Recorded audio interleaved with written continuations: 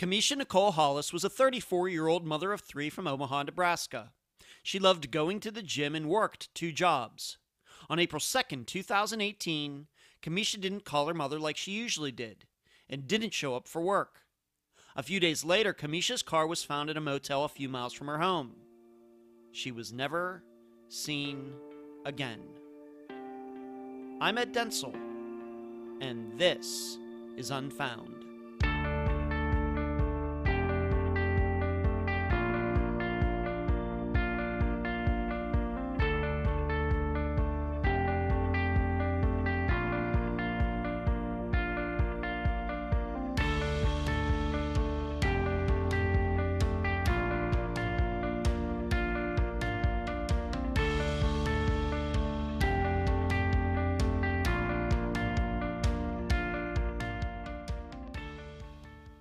Every move you make, every breath you take. You don't need to be an 80s music fan to know where those words come from. Unfortunately, I'm old enough to remember when that song was popular. And the biggest mistake many people made about that song was they thought it was about love. In fact, many couples played it at their weddings. Whereas, to hear Sting tell it, he was very disturbed how so many people got the meaning of that song incorrect, despite it being popular. Because the tune isn't about love. It's about obsession. It's about control. It's about jealousy. But I think the reason the song's meaning has been so misconstrued is because many people do intertwine control and love, obsession and love, jealousy and love, often to painful ends. Well, Camisha Hollis disappeared a little more than a year ago. And for the 17 years before that, she was in a relationship with a man who wouldn't allow her to be her own woman. He had to know everything she was doing, had to know her every move. Then Camisha was gone, and he's been charged with murder, but her body hasn't been found. Yet I'm sure he would say he loved Camisha, but it was probably more like, I'll be watching you. And now, a summary of the case. This is brought to you by my friend Megan Good's website, charlieproject.org. Camisha Hollis was a life-of-the-party type of young woman. She made friends easily and could be called Ms. Personality. Yet her interests lay in the opposite direction, having a fascination with technology and computers. Combine all of that with her work ethic, and Camisha did very well for herself. However, her private life was another story. Camisha met Marvin Young and had 3 children with him, but he wouldn't get a job, wouldn't take care of their children, and would hardly ever leave their house. Yet there were signs after 17 years of being together that Camisha had had enough. So on April 2nd, 2018, Camisha had to go to work, but she didn't call her mother when she got up like she usually did. Right away, her mother knew something was wrong. A call to Camisha's employer revealed she didn't make it to work that day. Before long, everybody was trying to call Camisha. She didn't answer. Police showed up at her house early that afternoon to find her 3 daughters home alone. Later that day, Marvin was found walking by himself in Omaha. He said he didn't know where Camisha was. Her car was found a few days later. She was never seen again. You heard correctly in the opening that Marvin has been charged with Camisha's murder. This happened just a month ago, but Camisha's remains have not been found. Answering the following questions might help her family bring this case to a close. Number 1. What is the significance of a ping of someone's cell phone in Walnut, Iowa, on the day Camisha disappeared? Number 2. Why have prosecutors chosen to charge Marvin with murder when prosecutors have declined to charge anyone in all but 3 of Unfound's cases? And number 3. Could clues still be contained within the house where Camisha lived with Marvin? Camisha's family agrees with prosecutors that Marvin is responsible, yet they understand that murder is difficult to prove without a body.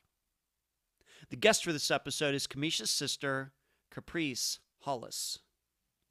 Unfound news. The Dallas meetup happened this past Sunday. I thank everyone who showed up. I heard the discussions were long and in-depth. I guess somewhat like Unfound's episodes. The next meetup is in Amarillo on July 24th. And I've learned that there will be a meetup in Houston on August 24th. Texas, leading the way. Next, over the past week, Volume 6 of Season 1 was sent to all guests from the cases in that book, along with the $20 a month level Patreon supporters. The next people to be receiving books will be the transcribers, who have done such great work so far. And finally, I did my interview for an upcoming missing persons documentary. The filmmaker also met with some of Unfound's guests from the Tampa area over the course of about 5 days. He filmed them as well. I will be very interested to see the final product. Where you can find Unfound. Unfound supports accounts on Podomatic, iTunes, Stitcher, Instagram, Twitter, Spotify, and Facebook. On Wednesday nights at 9 p.m. Eastern, please join us on YouTube for the Unfound live show. Contribute to Unfound at patreon.com/Unfound podcast. This week, I need to thank Anita. You can also contribute at PayPal, unfoundpodcast@gmail.com. That is also the email address. Merchandise. The books at Amazon.com in both ebook and print form. Yes, the books are getting some reviews, but we would like to get a few more. Shirts at unfound-podcast.myshopify.com. Playing cards at makeplayingcards.com. And please mention Unfound at all true crime websites and forums. Thank you. I'm so happy to have on this episode of Unfound the sister of Camisha Hollis, Caprice Hollis. Caprice, welcome to Unfound. Thank you for having me. I appreciate it. You're very welcome. Let's start here. Maybe I need to ask this. You are Camisha's sister, younger sister, older sister? Younger sister. Younger sister. How many years separate you two? I always have to count. About 7 years separates us. 7 years, okay. So not close, but not far, I guess, either. Yeah. How many siblings do you have? So there are 4 of us total. So Camisha, myself, and then we have 2 brothers. 2 brothers, okay. Thank you for that. Maybe describe the relationship that you had with Camisha. 7 years. So when she was 14, you were 7. When she was 21, you were 14. Did you share a lot in common? Would you say you were alike or different? How would you explain that? We honestly could not be more different. I'd say polar opposite, whereas she was just more outgoing and more social and just kind of like the life of the party type of person. And I'm extremely, I guess, introverted and more shy and kind of keep to myself. But we were very different, but I also found myself always wanting to be around her just because I always idolized her as like the older, cooler sister, you know, who had so many friends and just who loved going out and doing things and just living a great life. So when we grew up, I did try to tag along with her a lot and her friends, which always ultimately annoyed her, but she'd let me. But I honestly really looked up to her, and she was just a lot of fun to be around because she was just a fun person. And even into adulthood, the last couple of, recent years with us, she still was. I'm still that shy, kind of quiet person, and she was so lively and I guess just thriving, and I found myself wanting to be around her. We didn't share too many similar interests, minus, I guess, going to the gym, which we did a lot together. But other than that, we pretty much have always been opposites. Okay. So I'm guessing, once again, 7 years. When she was like 18, you were 11. Maybe she was like a junior, senior in high school. That she still didn't mind you being around? Being the 11-year-old? Around that age, I'd say she started telling me no. If her friends came over to the house and they hung out, or they went to the mall, I would try to, tag along. But at that point is when she was like, no, you're too young, you're bugging us, go play with your friends, that kind of thing. But with her being honestly just such a social butterfly, she always had friends over, or they were always up to something. And so I always just tried to butt in when I can. But yeah, when she was in high school, she kind of started, I guess, pushing me away more like any typical older sibling would. Okay. All right. And you said she was kind of life of the party, friends. What was she into in school? What were her interests, and what did she do with her education after high school? So after high school, she actually found a love in IT and like computer technology, and she was actually working on a degree in computer technology. She just really, it's kind of, it's bizarre because it's nothing that anyone really knew about unless they asked her, but she was really into computers. So in high school, I know she was really big into art, and she could basically freehand draw anything and everything. Wow. Portraits, I mean, like, and she was, you know, it was awesome. Wow. But she kind of got away from art and then went to computer technology and that kind of thing. And she liked fixing computers for people, even if it wasn't necessarily her job or she wasn't getting paid for it or anything like that. And a lot in communications. I know she also had like a minor degree in some sort of business communications or something. So she was really, I guess, into that type of career field. Okay. You know, it's funny, in you explaining her, it reminds me a lot of the first case I ever covered for Unfound, which was Suzanne Lyle, who disappeared in New York in 1998. She was also a young woman who was also into computers, also kind of outgoing and everything, but also into computers. That's what came to my mind. Okay. So when did she start having children? And we'll get into the father of these children in a moment, but when did she start having her kids? Of course, she had multiple children. Yes. So Camisha has 3 girls who right now they are 11, 9, and 7. And so she had her first daughter, I believe, when she was 23, 24. And she did not live here at the time when she had her. They had actually lived in a different state. And then when she moved back to Omaha is when they began to have more children. So a total of 3 girls. And she was someone that honestly, she's always just said, I want a big family. I want a big family. No one honestly knows why, but she does love kids. She really does. And so she was just planning on having, 5, 6 kids if she could. Wow. But yes, I believe, 24 is when the first was born. And yeah, so they're about, years apart each. Wow. And what kind of mother was she? You said she wanted to have a big family. Of course, 3, I mean, is a lot for a lot of people. What kind of mother was she? Was she a disciplinarian? How would you explain it? She was. She definitely was. So the girls, they had, I guess, structure when it came to her being their mom, meaning that, she was a flexible mom. She was a nice mom. She was she understood their kids. So kids need to learn to be kids and live as kids, but she also knew, rules have to be in place. So she was really big on education. And I know my oldest niece, who is 11, all her years in school had just done really, really, really well. And, always got some sort of honor rolls and things like that. And Camisha was always extremely proud of that. She would, and I actually have some of them now, but she would write her cards, and send them up to the school so that if she, did get honor roll or if she got a really, good score on something or however they do it, the teacher would also give them this card and say, your mom wanted us to give this to you as well. And it would be along the lines of, I knew you could do it. I'm so proud of you. You're so smart. You're going to go far. She always talked with her kids, even at this young age, of just having a successful future. And so the oldest, even before, her mom, my sister, went missing, she was saying, I talk to mom all the time, and she says I can do it if I believe in myself and I want to be a lawyer. I want to help people. And, mom always says I'm so smart and that I'm, that I'm going to be educated and all this other stuff. So it's like, they were disciplined, but they also had so much support from her. And anyone that you could ever talk to about, that knows Camisha, the first thing they'll say is those kids were her lifeline. 100%.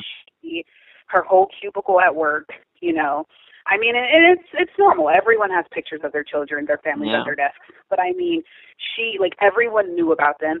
She would take them to work with her if she could, just so they could meet coworkers and, not even necessarily if it's a bring your child to work day or whatever, but just because. Just because. Yeah, just because. She was very, she exposed them to a lot. She was the kind of mom that, she's working 2 jobs. She's getting her degree online, but yet she manages to have a birthday party for every kid, you know, no matter how tired she is.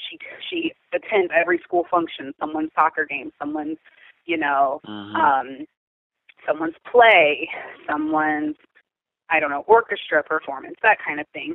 She did absolutely everything for them, and I noticed a lot of it was just so much encouragement, you know.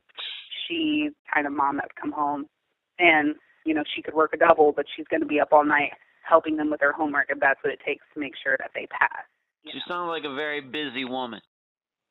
She was. Oh, my goodness. Camisha had worked 2 jobs, being the only one with income in the household for as long as I knew, you know. And she would ask for help with the girls whenever she would need it, but she honestly did her best to never need that kind of assistance, and she worked an awful lot. Okay.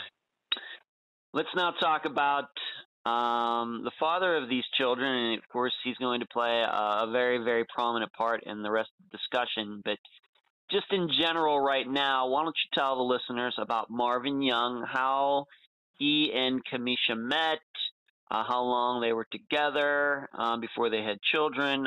What can you tell them about that? And then we'll get into a little bit about his personality. Okay. So Marvin and Camisha were dating for 18 years as of last year. She had met him when she was 17 years old, and they began dating when she was 17. I believe, I know at the time he didn't go to her high school, but I know they met at like a mutual high school function. So I think it may have been a party or something like that. But anyways, he was there, and they just been dating. So from 17 until 35, he was the only person she ever knew.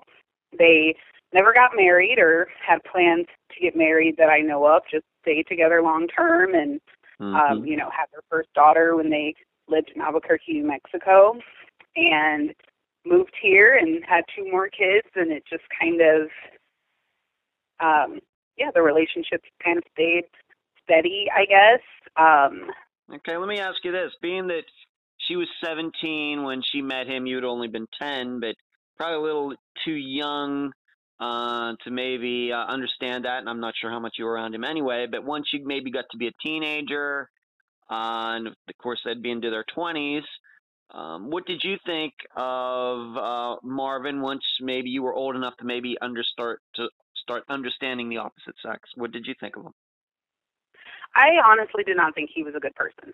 And that's mainly because if he ever did come around our family, you know, we'd have family functions, barbecues, whatever, he would either never want to come, which is fine. People can decline, absolutely. But he just seemed to never want to be around anyone. And when he did come, he would never speak to anyone. He would kind of stay away from everyone, very standoffish, very just negative energy. There were times I just, you know, he may have said something to Camisha or did something, but it wasn't in a, I guess, polite manner, you know. So I just kind of viewed him as someone that just honestly wasn't a nice person. At the time, would I have thought, oh, super abusive or this or that, you know, probably not. Okay. Or just mean and just kind of bossy and trolling in a sense. Were you kind of surprised? Once again, you've described Camisha as being very outgoing, life of the party. It seems like he was the exact opposite, and I guess sometimes opposites attract, but this sounds almost a little too extreme for that. Did you ever begin to understand why she was attracted to him in the first place? Honestly, never. And we had conversations about it, and she had never really told me much, you know, just kind of, you know, we talked at this party or get together or whatever, and we hit it off. And so with her being 17, you know, I don't know. And I always try to think, hey, well, if I were in her shoes, you know, would I have thought, well, because he, you know, is 1 or 2 years older, that's cooler. You know, he has a vehicle and everyone else doesn't, or that kind of thing. But I honestly, to this day, I have no idea what she saw in him or what, you know, triggered, I guess, a relationship to happen and last this long. I personally don't see it. I don't understand, and I wish I could, but I haven't yet. And once again, you and Camisha had a very good relationship. You've told me that you used to see her at the gym. You've already expressed how you two would get together at the gym. I'm guessing that his name did come up at least once in a while. And all those years, never could quite understand the attraction between the two. No. Okay. You did tell me, though, that something had happened to Marvin at one time that maybe might have caused a little bit of this behavior, not totally excusing it, but something that I think would affect any person. Did he get shot once or sometime at some point? You know? Yes, he was, and I do not remember exactly how old he was or what year. I know I was a lot younger, but yeah, Camisha was with him at the time as well, and there was a drive-by of some sort, but the people that did shoot him, they knew him. And just from my understanding, it was just something they had going on between themselves, and that is how those people chose to retaliate. So he was shot in the back. Wow. Obviously not fatal or anything, was in the hospital for a few weeks. But then after that happened is when we noticed extreme changes. Honestly, in their 18-year relationship, he had honestly never held a job.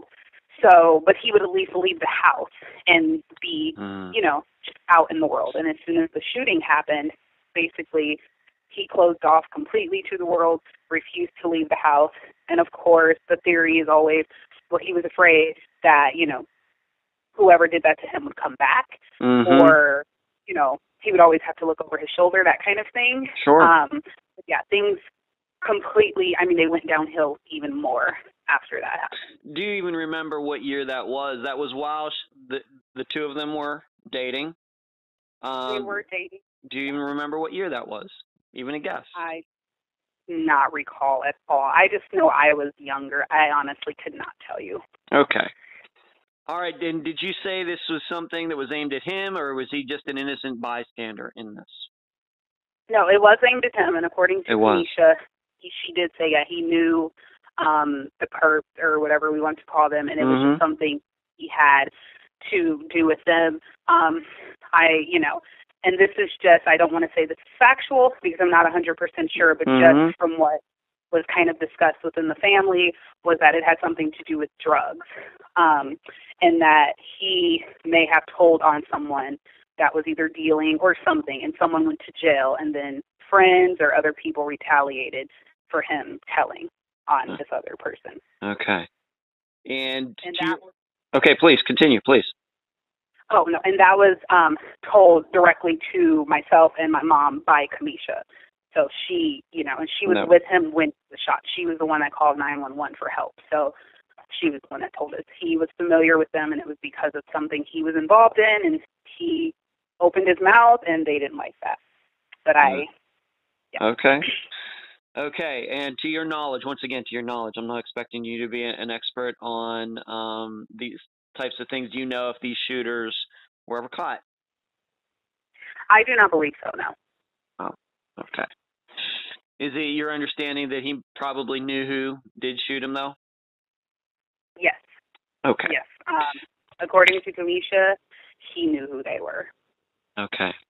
If you could say, just between your relationship with Marvin in all the years that the two of them were together, what's the longest conversation you ever think you had with Marvin? Just one-on-one. Oh, gosh. Honestly, probably the one rare time he came over for a family barbecue many, many years ago. I was still in high school, and Camisha and I actually just had a disagreement, and we were just arguing, just sibling arguing. And so I literally went to my bedroom, and I was like, I don't want to be out there anymore. I'm done. He actually came to my room to talk to me, and it was very odd because he would not talk to anyone, but he had maybe a brief, 10-minute conversation with me about just not fighting with her, telling me your sister loves you and you should love her back, and I don't want to see you guys fighting. He was under the influence as well. He had been drinking a lot, so I'm thinking he probably didn't even realize that he was talking, Okay. But it was very bizarre, very, very bizarre. That is honestly the longest conversation we had ever had. Otherwise, even if I'd go to her home, I would try to be nice occasionally and say hi, and he'd either leave the room or he would just say hi and then leave the room. Never spoke to me. So in about roughly 18 years of him being in your family, the longest conversation you had with him was about 10 minutes. And that was when you were a teenager and you were in your, I guess, late 20s now. But 10 minutes, longest conversation, and he's with your sister and has 3 kids with her. Yes, absolutely. Wow. Yeah, he was never much of a talker.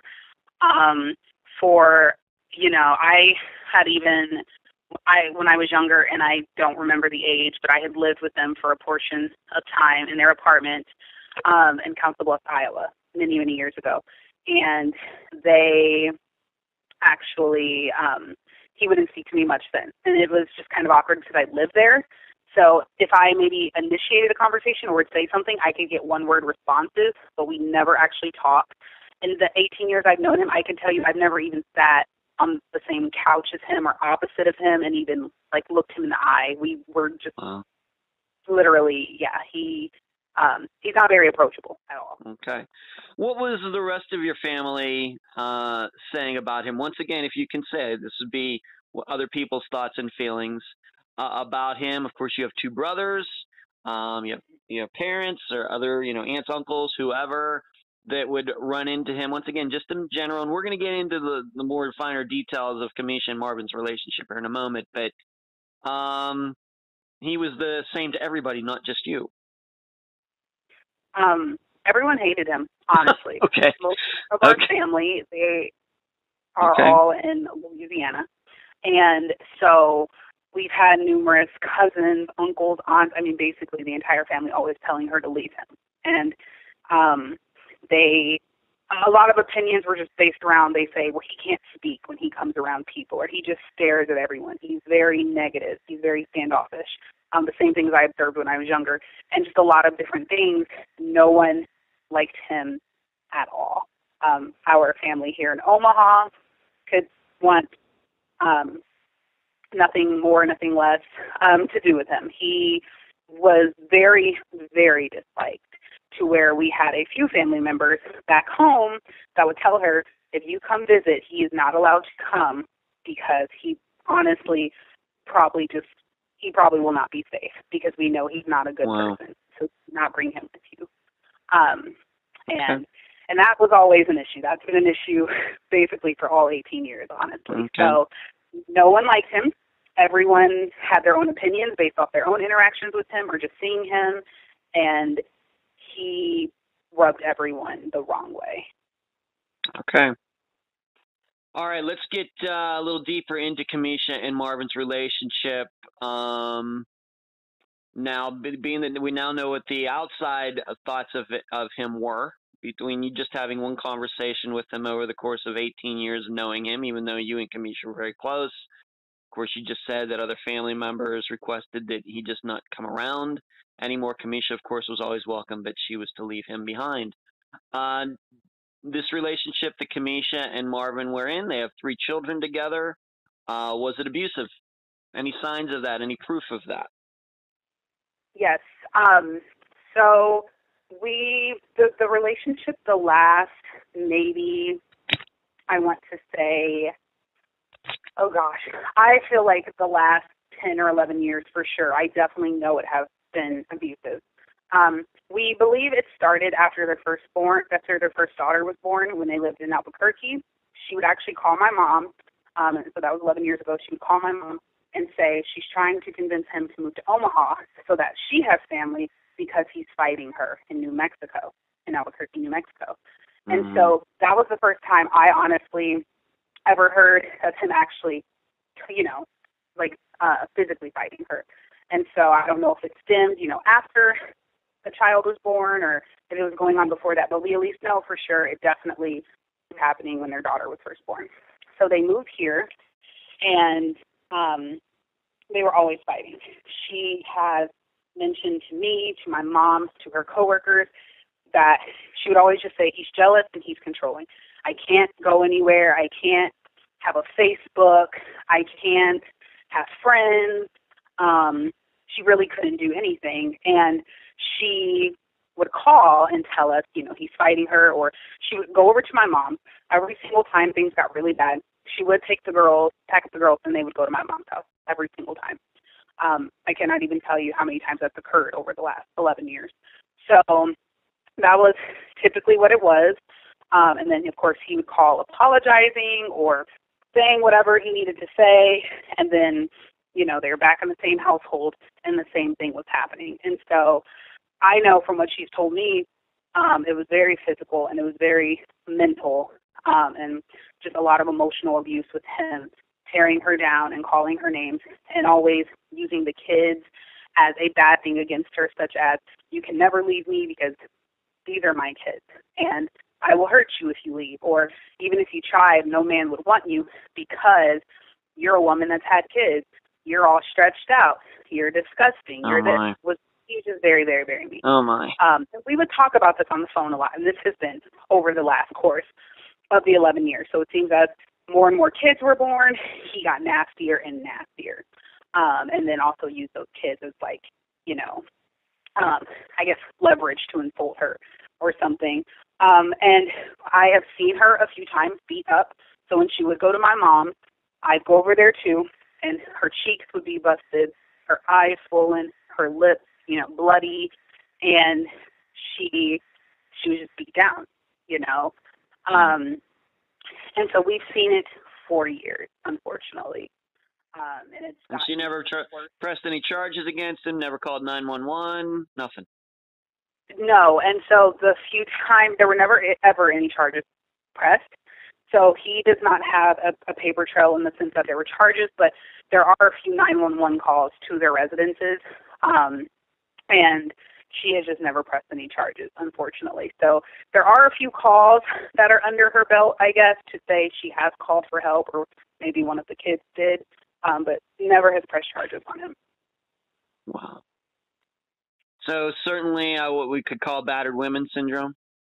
Something that, do you think she was suffering from that? No. I honestly don't know. And just looking from the outside in, I've always hated to kind of try to think, why is she still there? Why wouldn't she leave? Why wouldn't she? But I did notice she had so she had an extremely big heart, extreme. And every time, no matter what he did to her, she could still be bleeding, and we could be talking face to face. I would notice the words that are coming out of her mouth. She still wanted to do all she could to just make him happy, for whatever reason. Yeah. Even when he did her extremely wrong, it was, well, maybe it was my fault, or I guess I said this, or, I probably shouldn't have done that. It was very hard for her to, stand up for herself, advocate for herself, and realize that what he was doing was wrong. And so she often made excuses for him. And, we would talk about it, and they'd say, even if you love someone, he doesn't love you because love shouldn't hurt like that. Love shouldn't be threatening either. And she would just tell me, I don't understand, and that he's really not that bad when he's not fighting her, and just a lot of, I guess, excuses or whatever to just excuse him and his behavior. And so I can never understand that. She was none of us could. A lot of family members, we would always talk about it. And if we did, she got upset with us and then would close us off and just go home, and we wouldn't hear from her. And so, of course, we check on her because we want to make sure she's safe and that the kids are safe.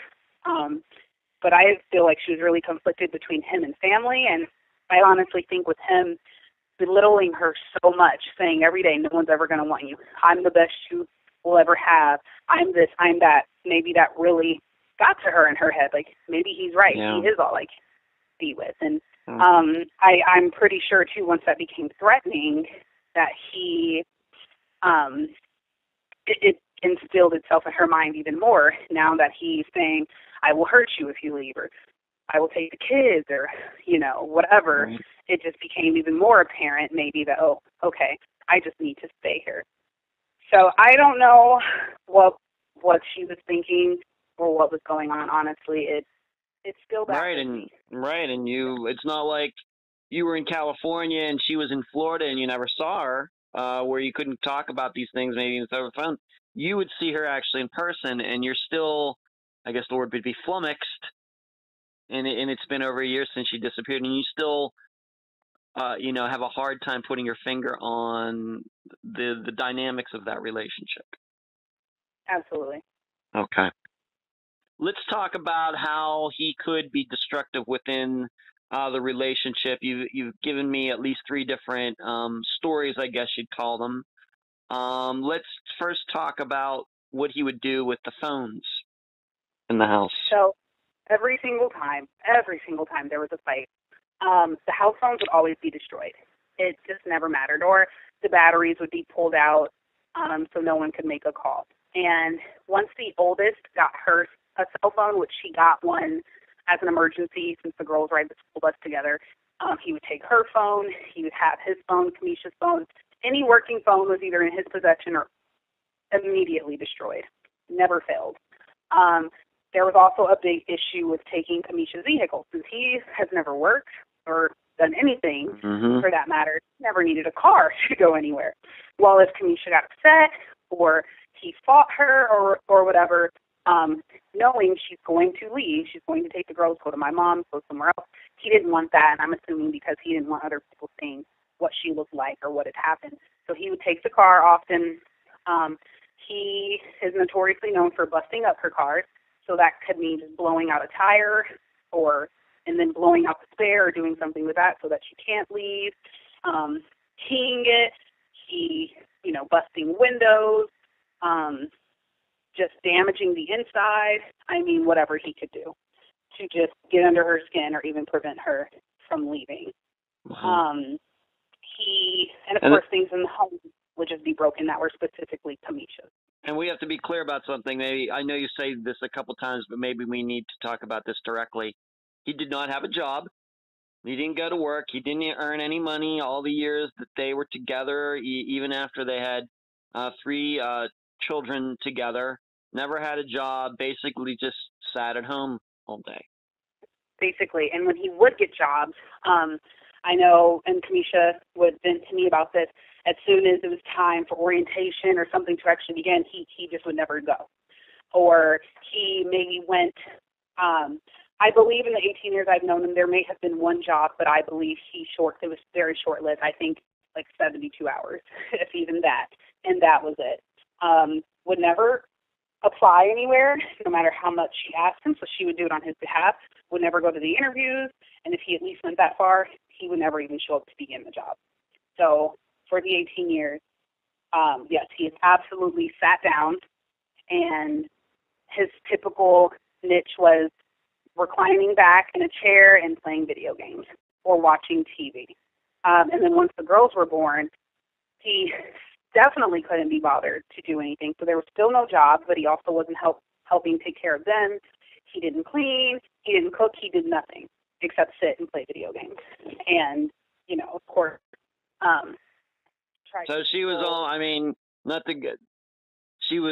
he was almost like her 4th child. Yes, definitely. That is how we all defined it. She worked 2 jobs always. She had literally a few months before her disappearance had just got a promotion at work that allowed her to quit a second job, and she finally did. I have never known her to not work 2 jobs. Now, I thought that a story that really, really, destructive and everything else, phones and cars, but you told me about this funeral story where was it your father that died or someone very close to you? Her father. Right. I'm sorry, her father. And what did he do? She wanted to go to the funeral, and what happened? So, yes, her father passed away in 2017, and so she went out for the funeral. Typically, he would never want her to go anywhere. That, there's the opportunity she may not come back. There's the opportunity she may meet friends, etc. So she went, and she came back, and he had destroyed a lot of the photos she had of her dad and things that belonged to her dad. And so the pictures were either scratched out, ripped in half, burned, whatever you can think. And I actually have a few here at my house that I've tried to get fixed. But he pretty much destroyed memories of her dad. And she was, of course, very upset. And right then and there, we were telling her, my mom and I were like, you need to go. That is so crazy that someone could be jealous, one, of the deceased, but two, that's your dad. You should be able to go and pay, respects and just show your dad love one more time, especially not living in the state as him. And he had been sick for years. And with him living in Louisiana, Camisha would always say, I can't take off work to go. I don't have enough money to go, or whatever. And we knew in actuality it was fighting with Marvin that wouldn't let her go. But she put her foot down and said, I am going to this funeral. I haven't seen him in years. And it was so bad with my nieces being as old as they are. They had only met him once in their, at the time, 10, 8, and 6 years. So 10, 8, and 6 years, he'd met them once. And then they went back for his funeral. She was never able to really go, I guess. So he destroyed things that belonged to her dad and the pictures. Wow. And that's very personal. I mean, none of it's good. I mean, destroying somebody's car, the phones and stuff, I mean, it's all horrible. But I have to tell you, my standpoint is when you start destroying a parent's pictures, that's just so far over the edge, especially if this person has just died. It's crazy. I agree. It's crazy. Okay. So that should give the listeners a good idea of what was going on in Camisha's life with this guy. But let's move up to the days and weeks before. Once again, you were seeing her. My understanding is you two would get together at the gym every morning. Once again, you brought that up earlier in our conversation. In those days and weeks before she disappeared, we have to remember this is a relatively new disappearance from April of 2018.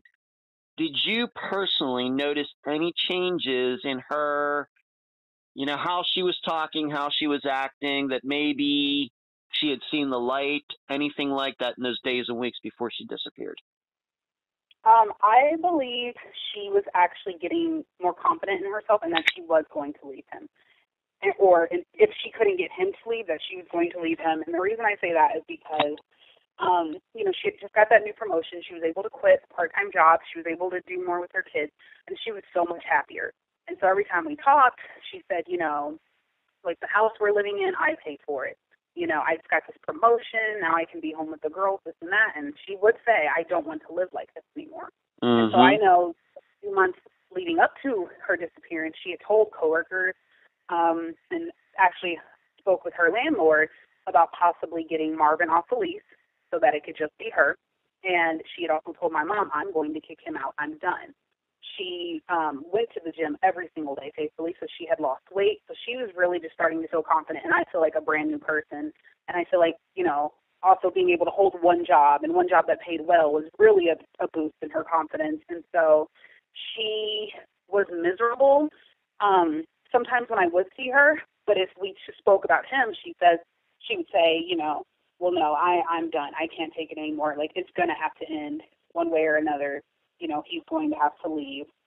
And so forth. We also had found out that a few weeks before her disappearance, she'd reached out to a realtor who has properties and was asking him, like, where he had properties and if any would be available coming up and that kind of thing. So I really think she was to the point where she figured if he will not leave, if I get him off this lease and he will not leave, I'm going to have a backup plan. I'm going to find a home for the girls and I'm going to go. And she could definitely afford it, with her new position. And so I believe she was ready. This was it. And she had honestly never voiced that before. Of course, she would say, I just want to leave. I'm tired of it. But to him, she never had. I don't know if she did for sure. I'm just assuming that maybe because she was telling all of us and actually making preparations behind the scenes, that she had spoke to him and said, you need to leave. Like, this is it. I know our last conversation was Easter, and she did tell me, she said, I'm tired of him fighting me. I'm tired of him being controlling, and I'm going to tell him he needs to go. And that was our last conversation, Easter. During those conversations, and maybe we should make this clear, how often were you seeing her maybe in the month before she disappeared? How often?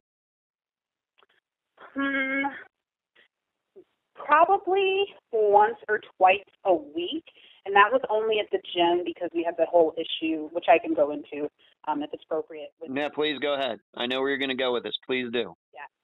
So he always had issue with guests coming to the house. For the most part, if I'd go and visit Camisha, we could talk inside. He was extremely paranoid and thought everyone was out to get him.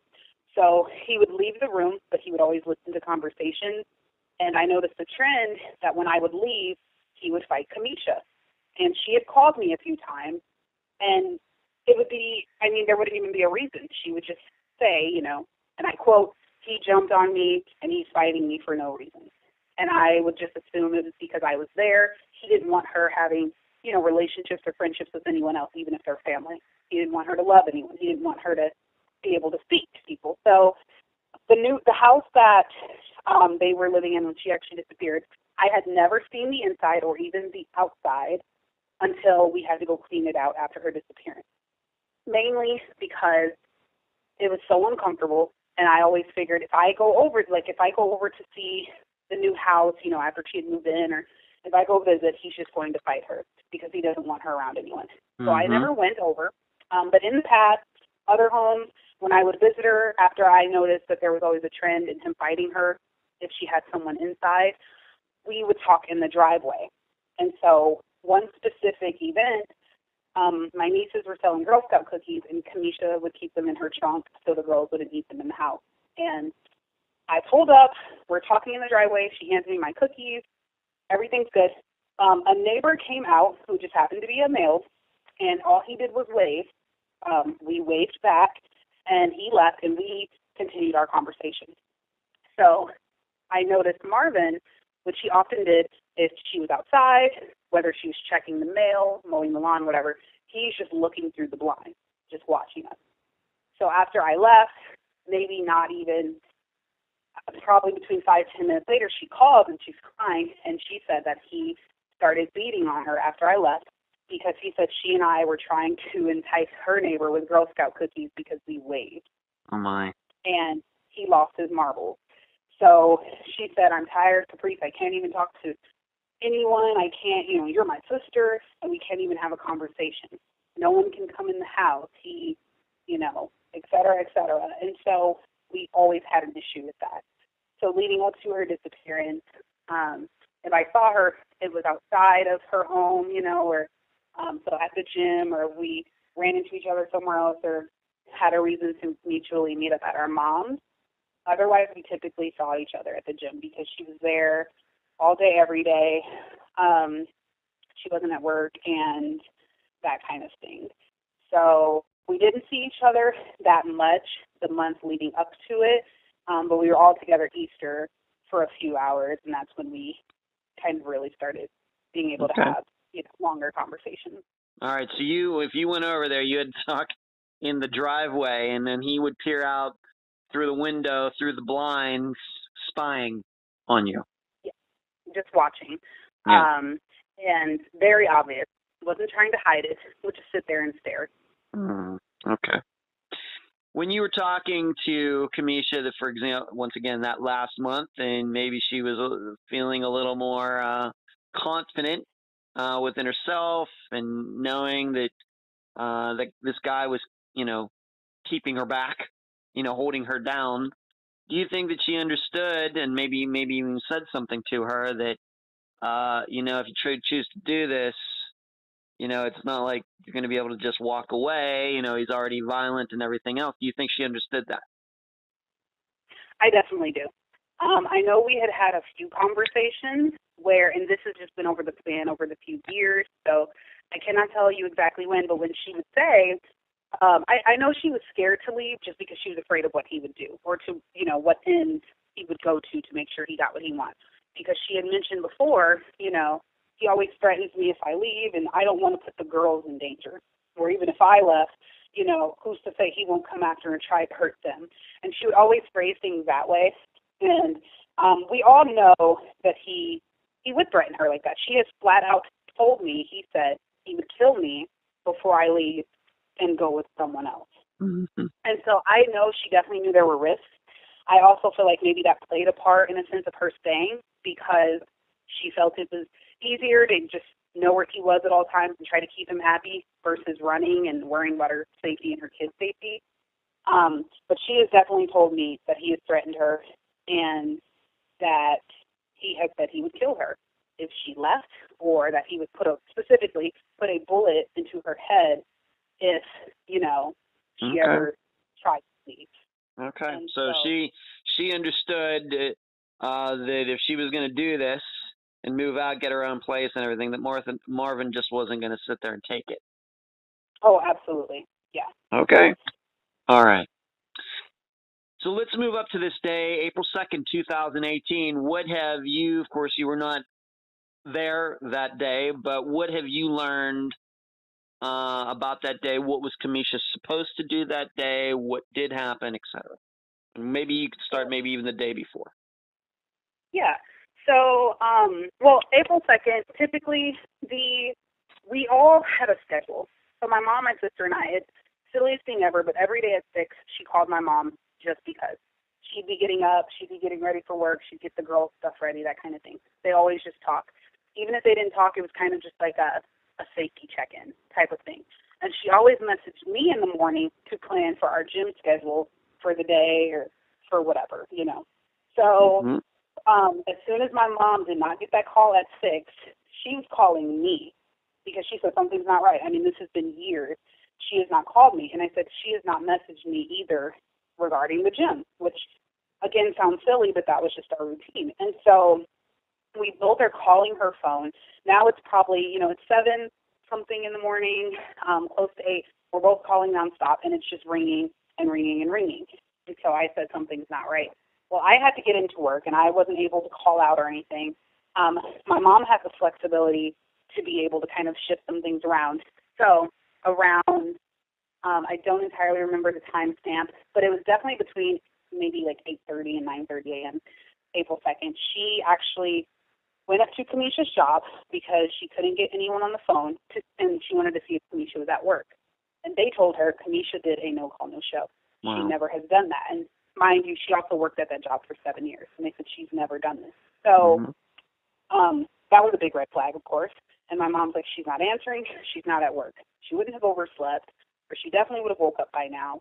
So then she called the school for the girls, and they say neither 3 have made it in, and Camisha did not call them in, which is very uncommon, And so right then and there, my mom called me back to tell me what they said. And, we're in a frenzy. We're panicking. I couldn't leave work. And so she ended up calling the police, explaining to them, I think my daughter's in danger. She is not answering her phone. Her kids are not at school. There's just no communication with them at all.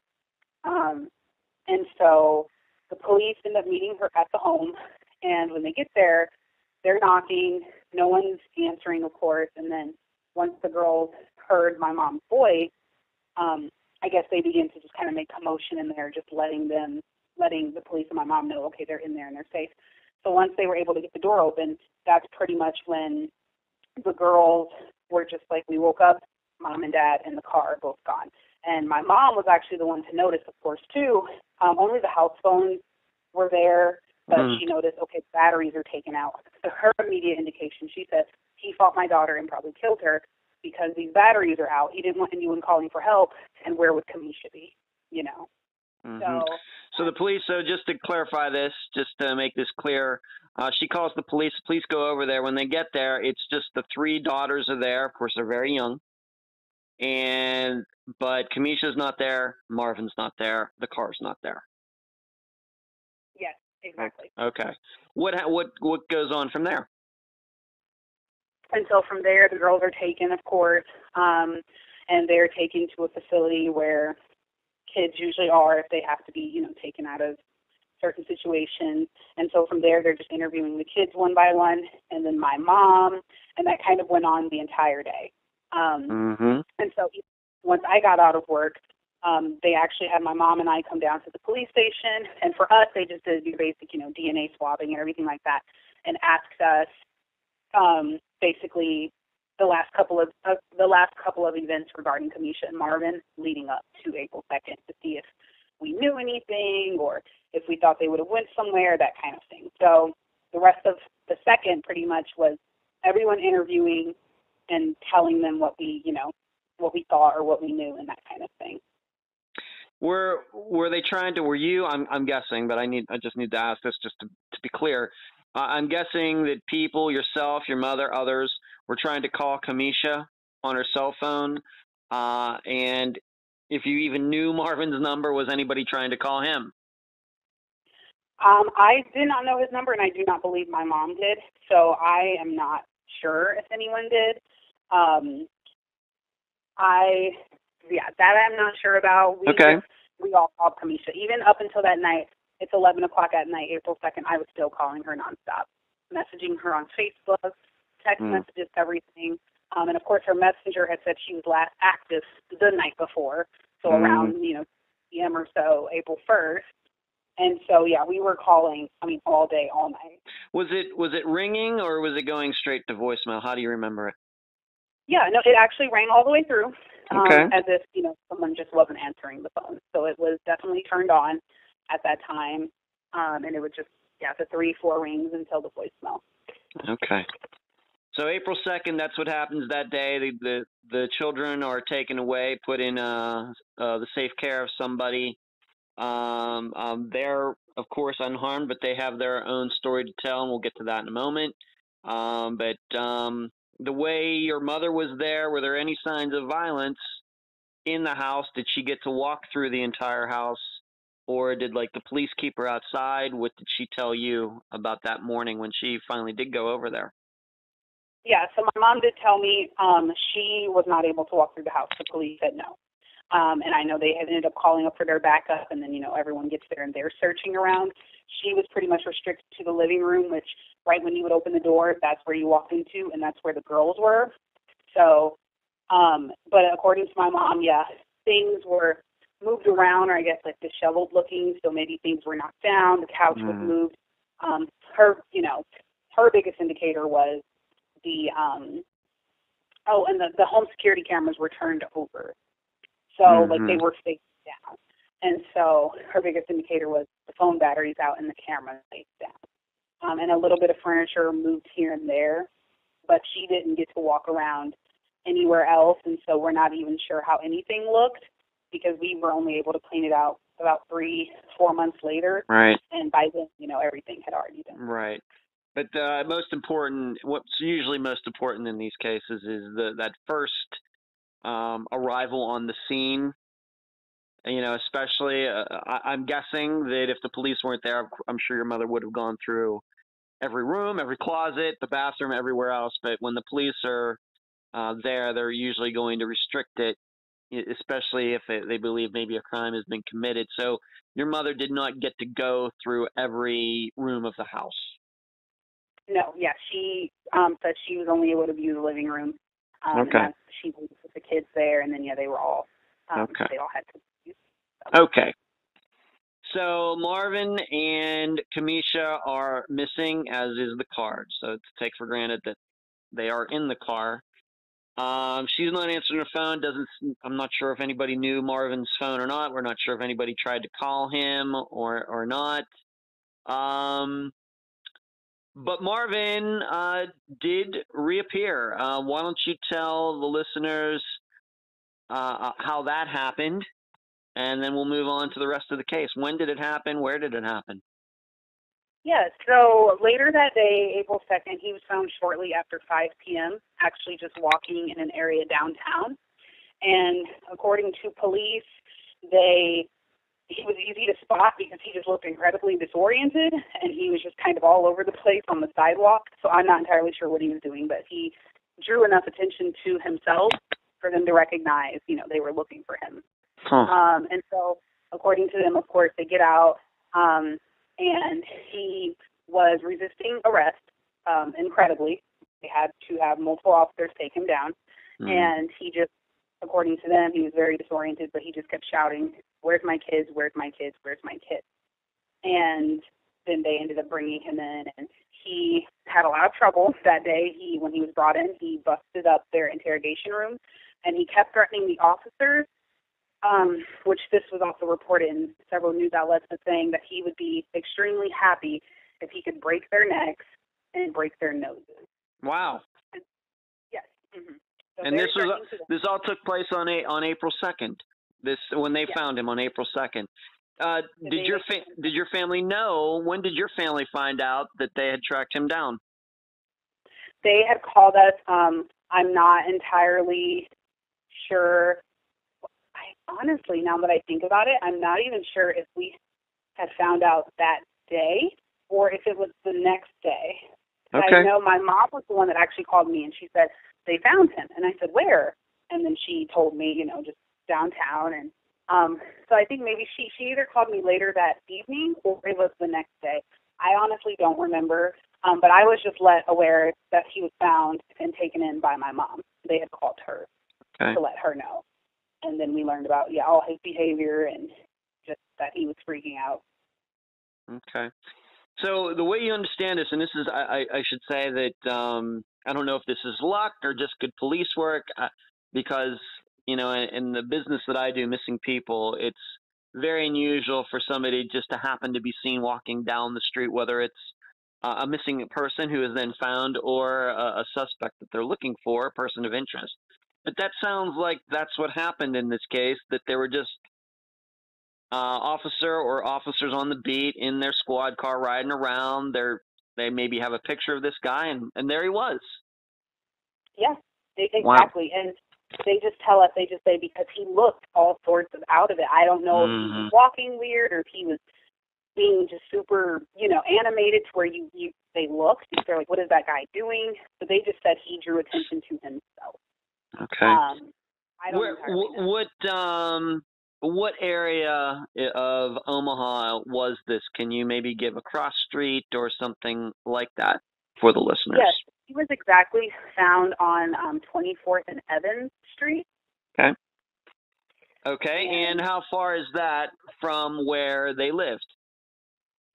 Okay, so I think last time I was a little far-fetched on this. So I think 24th and Evans is where they lived.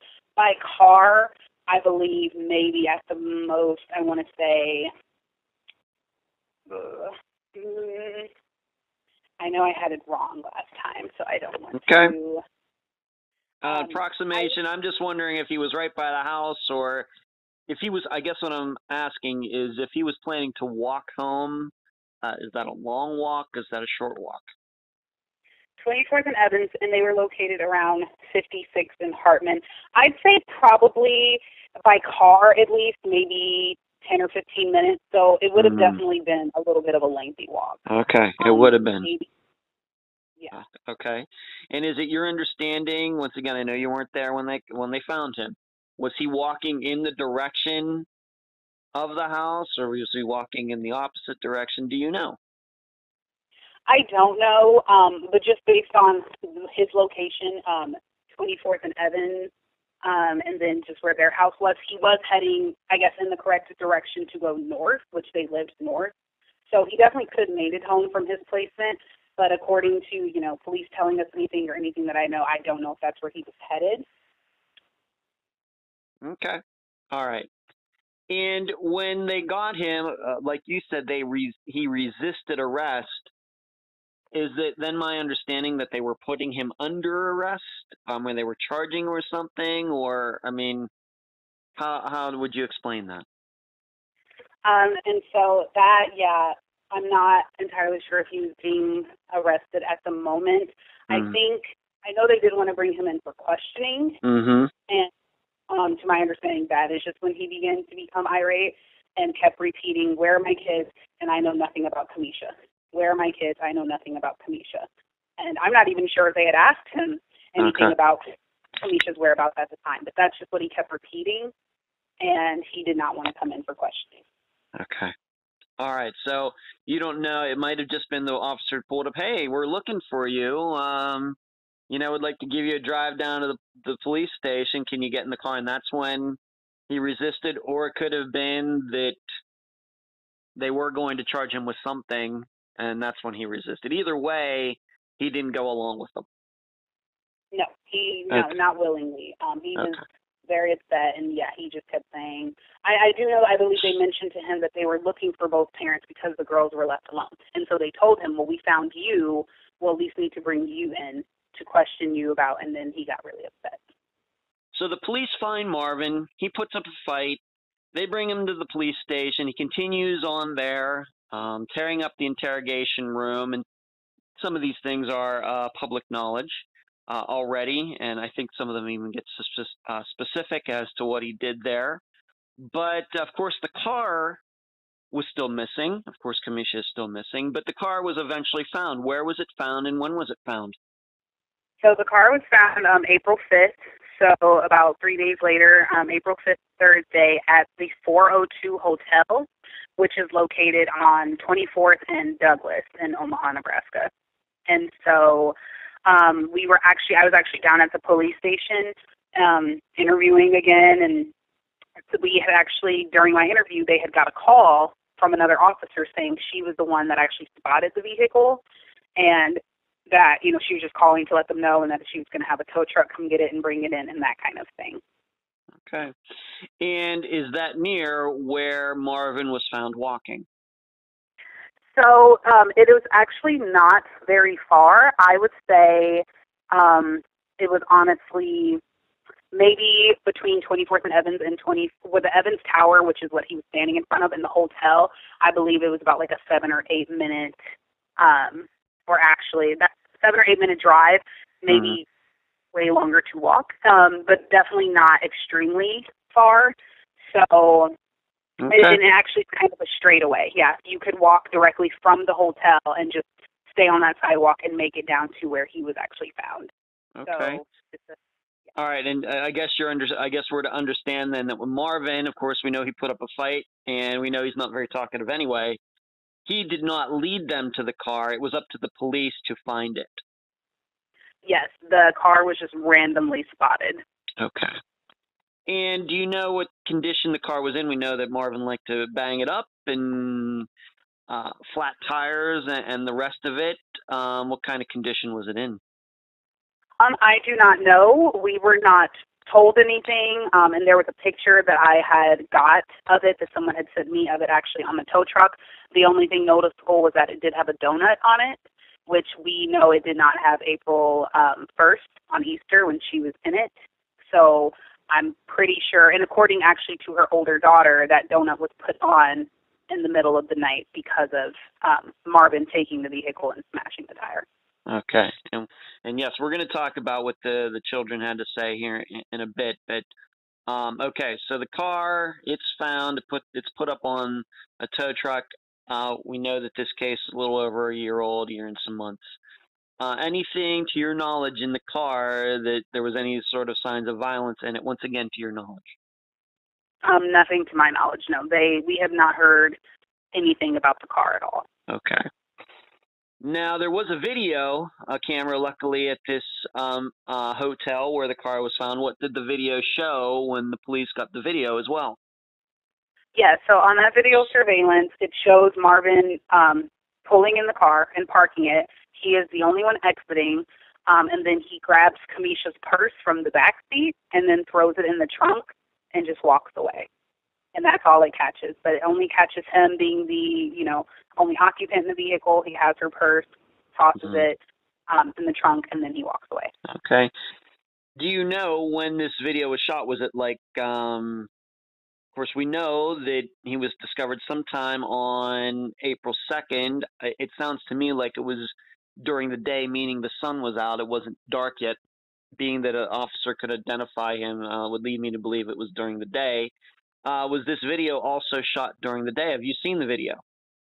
We have not seen the video yet, but I believe it was, just because, assuming, since he was found a little after 5 p.m. that day, the sun was still up, and he was found not too far from the vehicle, so we would assume it was dropped off sometime of the day. I'm just not sure yet what time, but they say, yeah, it's clearly him, vividly, that, he was in a very good spot where the cameras could pinpoint on the vehicle and himself very clearly. So, but yeah, sometime during that day. I'm just not sure when. Okay.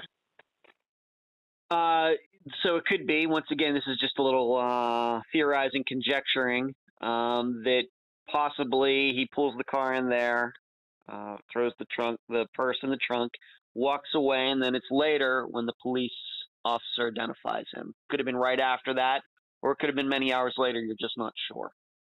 Exactly, yes. Okay, but what's clear is that Camisha's not on the video at all. Camisha is not on the video at all. And to their understanding, it does not appear, from what they can see through the windows, through the windshield, that kind of thing, that no one else was in the vehicle except him. Okay. You'd mentioned, we've talked about the house. We've talked about the house and the state of it. But there's something with the garage alarm in this case. First of all, I think you're going to have to explain to many of the listeners, even myself, I was a little unsure of what this meant originally, but something about a garage alarm and how it was set off. Can you explain that first, and then we can talk about the significance of that in this case? Yes, definitely. So after her disappearance, or actually the date of her disappearance, I was able to get into her email, and I just wanted to see if I could, find anything myself. There was an email from their security company, and it emailed them at around, it was a little after 2 in the morning, April 2nd, and it said that, at whatever time at 2 in the morning, that their garage alarm went off, indicating that someone opened the door without disarming the alarm first. Mm-hmm. So my indication was that, okay, whoever went into the garage to leave must have been in a rush because they didn't disarm their security system, to prevent them calling to make sure everything was okay. And so the theory kind of there is that whoever did take off in the vehicle, which we're assuming is him with my sister, he was in a rush, and so approximately most likely took off with her around 2 in the morning. That's, of course, there are probably going to be many different ways to theorize on that, but that could be one of them. We don't do a lot of theorizing, but I think what I'm also asking is, this is some sort of technological setup. Was this through an application, or is this something new that I'm not familiar with, that the alarm sends an email saying your house could be broken into? Is this something that Camisha had set up? I think, yeah, it was something in particular she had set up to where if it ever did go off, they would just send emails so that you could know the exact time and date and went off. And I'm assuming that was just more for like insurance purposes, or if police did need to get involved, you could say, okay, my alarm went off at X, Y, and Z. So I think it was just more so for herself so that she could know if it ever did happen. It would just let them know what time the alarm went off, and what door was opened and stuff like that. And so that's how I found out that at least the garage door, which led to the car, was open shortly after 2 a.m. And, it wasn't disarmed prior.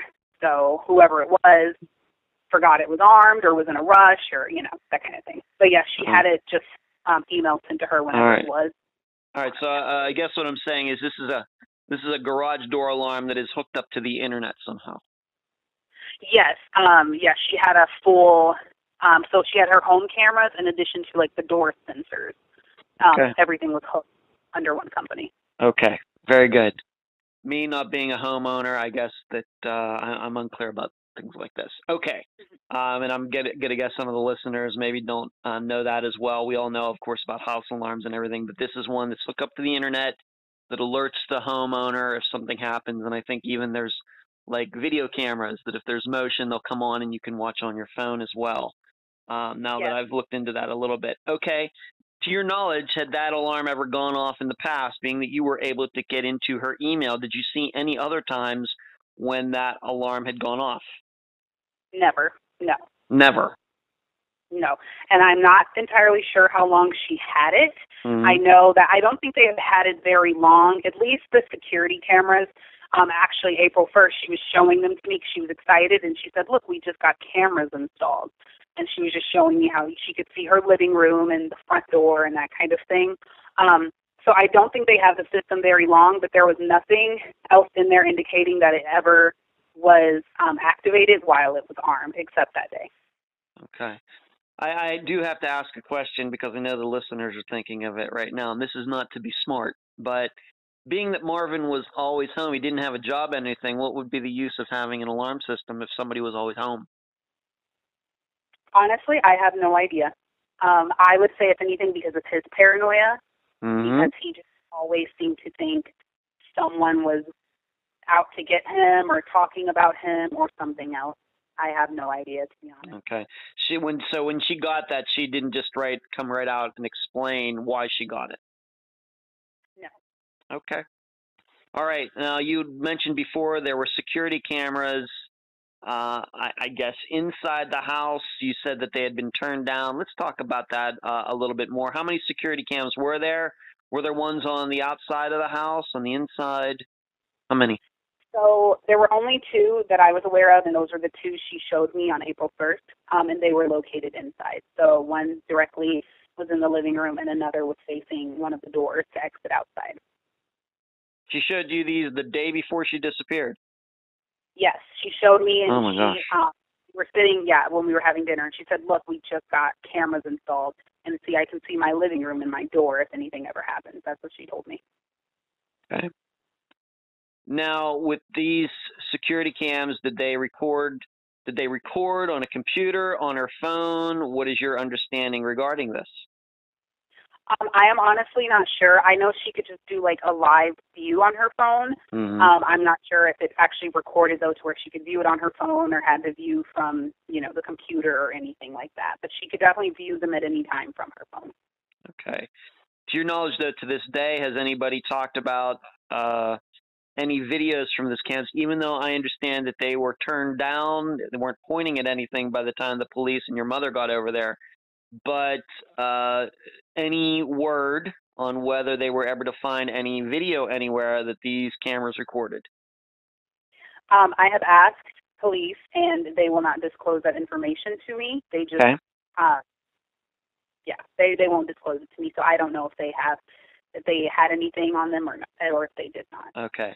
So when Camisha was describing these cameras and the garage alarm, she never said these cameras will record, send to my phone, and it will be recorded, or will send to our computer, or it'll send to a Google account, anything like that. She never explained that.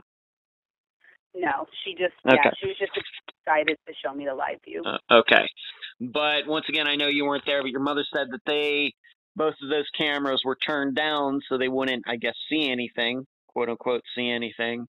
And that was surely not how they were set up originally. Yes, she immediately zoned in on that. It was that and the phones, and she knew something terrible had happened because, with cameras being turned down, her thing is, why wouldn't you want something to be seen? What happened? Right. And those are the first two things she saw. And later other things another thing was announced to be in the house, but we weren't able to see that since, family wasn't allowed to roam or to check out any rooms or anything like that. Okay. Now the children, we have to remember, she has three daughters, or they have three daughters, and they were in the house. They were in the house when the police got there and your mother got there. They had some stories to tell, at least I guess the oldest one did. Please explain what the story is. Yes. So April 1st, that evening, all three girls said that their dad, he gave them all some medicine, some sleep medicine, and told them to go to sleep. And so the younger two ended up taking it, and they fell asleep. And the oldest daughter, she said she asked him, why are you giving me medicine? I'm not sick. And that he ended up giving her a second dose. And she said she spit it out. So according to her, she says that night, and she doesn't know how early or how late it was, but that night they were fighting, and that she witnessed Marvin beating Camisha in the head with a steel-toed boot. And she had also mentioned that boot had been used on numerous occasions to hurt my sister. So she said she was peeking through her door, and she saw him fighting, and they were just, Camisha was yelling and crying, and he was fighting her. And so eventually my oldest niece said that he took her phone from her as well, of course, and she says She was frozen with fear, and she just laid in bed crying until she fell asleep. But the entire time she was in her bed, she says she heard them fighting and my sister crying out. And how old was this daughter at the time? She was 10 years old. Okay. So she's claiming that Marvin gave this medicine to them. Is there proof of that? Did they find some sort of medicine? And what kind of medicine was this? Or maybe it wasn't medicine at all. What was it?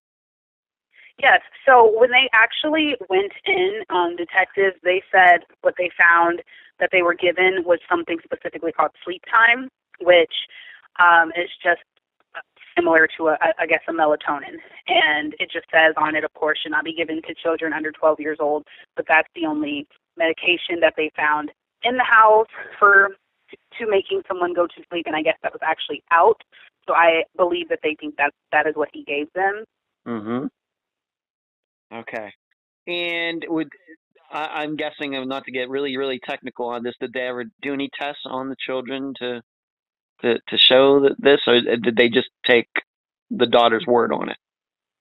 So I believe at the time, I know that day when they went down to the facility they did where they were interviewing them, I do not think they were tested there right then and there. I'm not sure if it was done later at all, but to my understanding, it may have been, because I know they said it was verified that the children are given sleep aids. But if it did occur testing, I don't know when, I don't know where. That I've not been filled in on. Okay. Yeah. All right. So we know this. If we're to suspect this is because of the oldest daughter saying something, not because some test necessarily revealed it later. This is just something that she remembers and she told investigators. Yes. So she acknowledges seeing this argument and fight between Marvin and Camisha, and she talks about the steel-toed boot. Do you know if that boot was ever identified? Was it ever found? Or, you know? That I don't know. Okay. Yes, I'm not sure about that. That's just something she mentioned in her interviews and told them to find. Had you ever heard about a steel-toed boot before regarding anything that you and Camisha ever talked about, like he threatened me with a boot? Anything? No, I had not. No. Okay.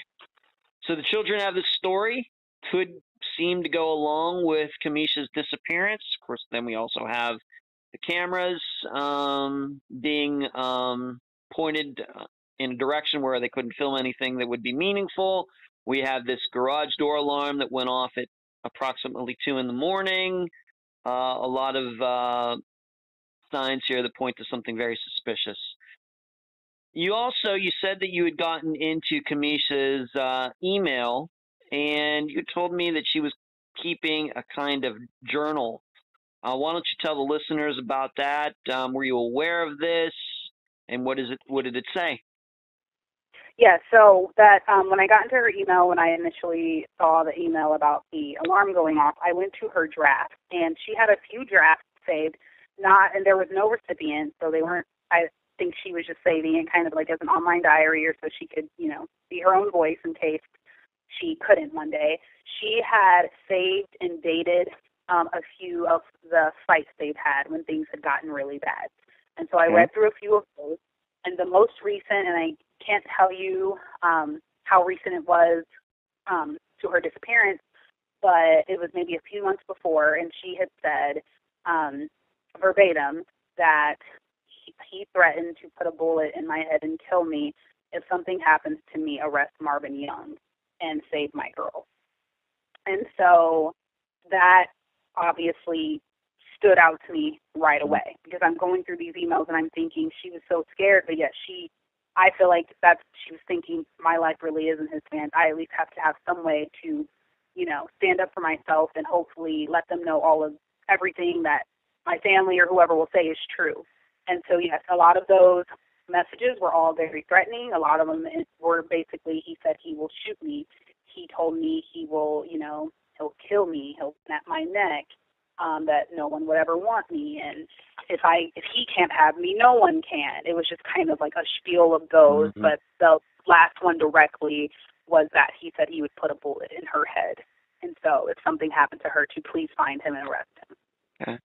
How long after she disappeared did you find that?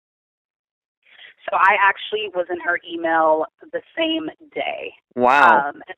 That was the same. Yes, this is all April 2nd. And immediately after I was in that, of course, I called down to the police station, and I wanted to make sure that they were aware of those emails. And so I ended up bringing, the phone down to them and showing them, and we kind of just went from there. But yeah, the same day I was in it, because I was going crazy. I'm thinking, where's my sister? So, Right. And once again, you said that you gave, I guess you printed those out or something and gave those to the police. Yeah, well, I showed them the phone directly.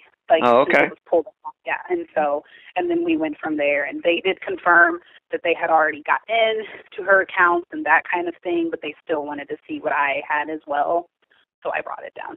Okay. But once again, this is this last journal entry was not, I guess, what you would call close to her disappearance. It wasn't made the day before. It might not even been made in March of 2018. It could have been from February or January, sometime back then. Yes, I remember it was just a few months prior, but I cannot ballpark it. I don't remember at this point, but it was a few months before. Okay. Now, one thing we haven't yet talked about, which we seemingly always talk about, at least with newer cases, probably at least within the last 15 years, are the phone records. What do the phone records say? Have you gotten to see them personally? What have you been told about them? And, what can you tell the listeners? I have not been told anything about the phone records. I will say, though, with him being as controlling and manipulative as he was, he called my sister. He called her probably every 2 minutes, obsessively. She could never not be on her phone. And so I know when I talked with police, they did not give me a direct answer to my question, but I did ask them. I said, I am pretty sure that with someone having their significant other call their phone every 2 minutes every single day, and so I directly asked them, I said, did the phone call stop April 2nd? And so according to them, they just told me, they said, the best we can tell you is that we know something significant happened that day because there was a change in his usual phone patterns, which I'm going to, he did stop calling her. However, they would not directly say that. Okay. Have you personally tried to get your hands on the records yourself? Was your sister's phone, did she use what I would call a standard carrier like T-Mobile or Verizon, or was she using like a track phone, pay-as-you-go type of phone? She was using a pay-as-you-go, and so I don't know if they're everywhere, but they're called Cricket Communications. And so, yeah, and so I have not been able to access anything. There were a few things I tried initially upon her disappearance, but just as family, just as they wouldn't really disclose anything to me. So. Okay. So the police do acknowledge, though, that they have some sort of phone records. You're just not sure what they are. Yes. Okay. But you did get a phone call from somebody not in Nebraska, but in Iowa. Somebody contacted you or your mother. You're going to have to explain this to the listeners. Yeah. What happened? So there was actually a gentleman that had a few days after, or a few weeks maybe, don't quote me on that, he actually reached out to me via Facebook. So he messaged me, and he said, I honestly am probably not supposed to be telling you this, but the police came to my property, and they knocked, and they asked questions about, whatever they asked questions about, and then they asked if they could just search his property. And so he just wanted to let me know, he said that they said a phone pinged off a tower in the area, whether it was Marvin or Camisha's phone or the oldest daughter's, I have no idea, but someone's phone was, on there and utilized one of their towers. So he messaged me, just let me know. He also let me know where he lived, and that way if we wanted to come out, we could kind of just look around the area ourselves and know exactly where, police were searching. And so after that, we kind of put a search party together. We had a few actually throughout the year, but we put a search party together specifically for there and went out to that town to kind of search around. Now, it should be clear, this is not in Nebraska. This is over in Iowa. In fact, over an hour away from Omaha. Yes.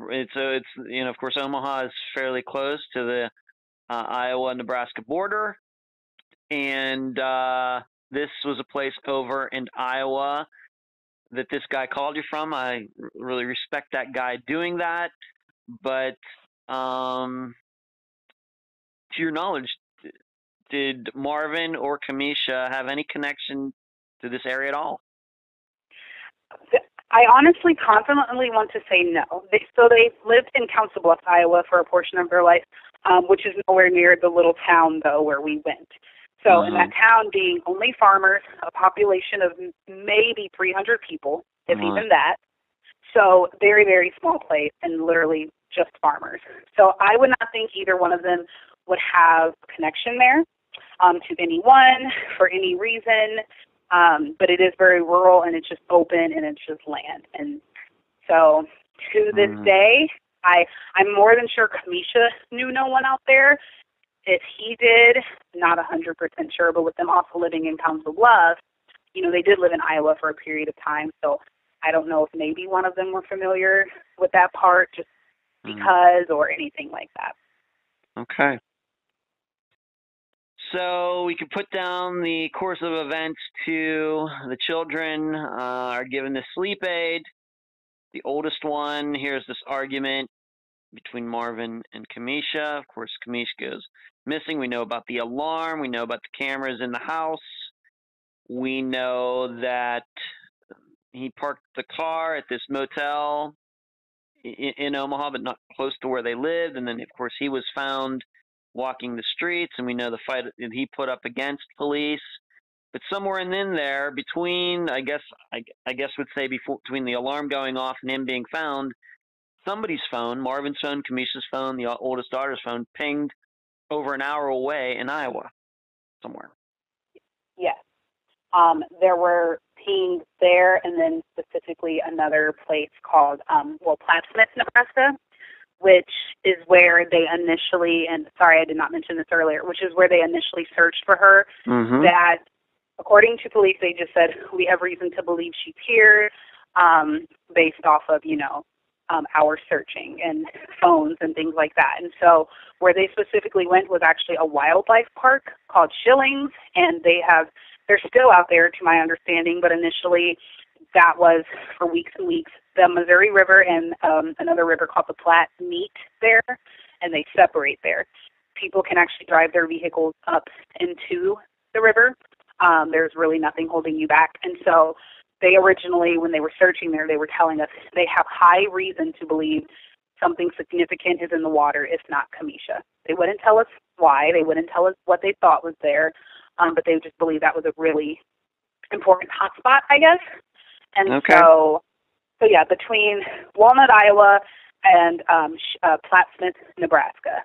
But those are the only two places we as family and everyone in the community definitely knows he must have been, or someone must have been, just because phones were activated there or pinged there. But in between, there's no other whereabouts that I'm aware of. Okay. And at least according to the timeline, the way we understand it, Marvin, if we are to believe he did something to Camisha, he would have had time to drive the whole way over to Walnut and back, given what you understand about the timeline. He would have had time. Absolutely, yes. And police have confirmed that they do believe that them leaving, whether she left willingly or, however, them leaving occurred between 2 a.m. that morning, since the alarm did go off at that time. And with him being found shortly after 5, the timeline is very, very long. So he could have gone multiple places. Okay. All right, so that's a lot of the information on this case. Now, we've been talking about Marvin a lot. Where is Marvin right now? So he is actually in jail. He was arrested April 2nd, and the only charges he had were child abuse and neglect, 3 counts since the girls were found alone. He was actually formally charged, or he was booked June 13th for first-degree murder and Camisha's disappearance. So we have to be clear about this. June 13th of when? Not 2018, 2019. Sorry, June 13, 2019. My apologies. Yes, That's he right. was booked for first-degree murder, and then June 14th, 2019, he was they brought him in to charge him. So now we're just awaiting, trial. Trial. Okay. So he's been in jail ever since he was taken off the street on April 2nd, 2018. Yes. He's never been walking around a free man since then. No, not at all. Okay. So they originally charged him with neglect. I have to ask you, did your sister also get charged with that? She did, and there was a lot more going into it. But formally she did, just because they're saying, we can't find her until we know. But so yes, they both were. And since he was the only one that could be found, he was the only one brought in. But yes, they both were. All right, just had to put that. Just wanted to make sure the listeners understood that, because I know they're going to look into it, might find that as well. All right, so he's been in jail. Has he said anything? Have they given him a lie detector test? And once again, we're doing this interview on July 13th, 2019. So just a month ago, he was charged with Camisha's murder, even though, once again, she has not been found. Yes. So to my understanding, he has still not said much. Actually, up until June 13th, 2019, when he was first booked on first-degree murder, he had been asking them, the only thing he would say, he had been asking them every day if she has called her family or if she's reached out to us. And he was having very casual conversations about her being alive and if she's reached out to us yet. And me keeping in touch with police and prosecutors and detectives as closely as I do, ever since June 14th, 2019, when he was officially charged, he has not said a word to anyone. He has not asked about her whereabouts or if she still keeps in contact or anything. They say he will not speak. He will not speak to anyone, and that he is also in isolation because he keeps himself in trouble by being extremely defiant, I guess. So they say they often have problems with him. He is struggling to follow rules and regulations and that kind of thing. So I do know he is kept by himself or however they do that, but he will not speak to anyone. Okay. When you found out that they were charging him with Camisha's murder, once again, even though, and the listeners know, most of the listeners of Unfound have listened to most, if not all, the episodes that we've done, 130 of them. They know how rare it is for someone to be charged with murder without any remains, without a body. Were you surprised when they told you that? I honestly was, especially because it's taken so long. Just because, he was arrested last year, and it took for, June of this year for something to actually happen, so I wasn't expecting it. But they keep actually reassuring my family. They say it is hard to do no-body cases, but according to them, they say they feel extremely confident that they have so much substantial evidence that they feel like they honestly cannot lose, which, of course, they say that, and you never know what the outcome will be. Sure. But they say they have a lot that makes them feel extremely confident in the case that they have built against him. So I was extremely surprised. I will say, though, I know he has something to do with my sister's disappearance / murder if she is deceased. I 100% know he's responsible. So it did catch me as a surprise, but honestly, I was and I still am just very ecstatic and very happy that, hopefully justice will be served, hopefully. Okay. Do you know, let me ask you this. Being that he was charged with child neglect back in April of last year, is that what kept him in jail this whole time? It seems like, was he, I guess what I'm asking you is, was he in jail because he was serving a sentence? Had there ever been a trial? Did he plead guilty? How were they able to keep him behind bars for all this time? Do you even know? That I honestly don't know, and I didn't understand it myself. And anytime you would look up anything on him, it just said, his current charges were 3 counts of child neglect and abuse. And so I don't know if they're, I honestly am not sure how the entire thing works, so I don't know. I know that that's what was holding him, but in addition to that, I'm not entirely sure what else was going on. But I do know that he actually had a court date scheduled for June 24th of this year, 2019, which was going to be over the child abuse and neglect charges, which either would have meant he could have possibly gotten out, or maybe they would have given him some more time, but obviously the year spent would have applied towards that. So we were actually just waiting for that date initially, and then they went ahead and rebooked him on first-degree murder. But as far as I'm concerned, yeah, just the neglect and abuse had been holding him. He had a bond of $500,000 the last year, but that actually, he had a hold on him, which I'm not entirely sure how that works, but even if someone had went with the funds, he would not have been able to be released. So I'm not entirely sure what else they had on him in order to be able to do that kind of thing. And with the most recent charge for first-degree murder, it's gone down to first-degree murder with no bond.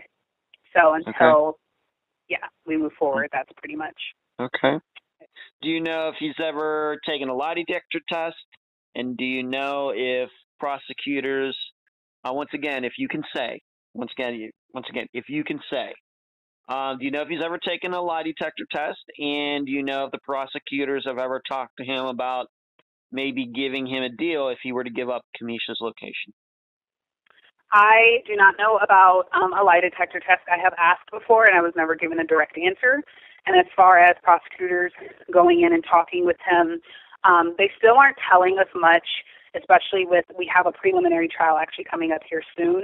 And so I'm just told, when I asked about that, and I was just told, they said he refuses to speak to any of them, regardless of what they go in to talk with him about. So I don't know if maybe it's been offered, but he's still sitting in silence because he refuses to, But they just say he does not speak much, and, So no idea. Okay. Who has the children now?